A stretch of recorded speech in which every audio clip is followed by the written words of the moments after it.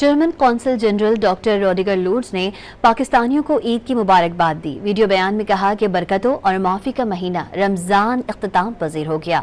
अहद करते हैं हम खुश और पुरअमन रहेंगे। ईद के खुशगवार दिन पर आप और आपके अहल खाना को दिली ईद मुबारक। The holy month of Ramadan has come to an end. Ramadan is a period of peace and reconciliation, and also a period of company to meet friends and families. And now I see the joy and happiness at Eid ul-Fitr. I wish all people in Pakistan a very happy Eid ul-Fitr.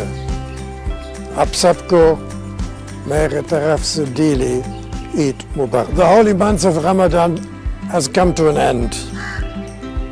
Ramadan is a period of peace and reconciliation, and also a period of company to meet friends and families. And now I see the joy and happiness at Eid ul-Fitr. I wish all people in Pakistan a very happy Eid ul-Fitr.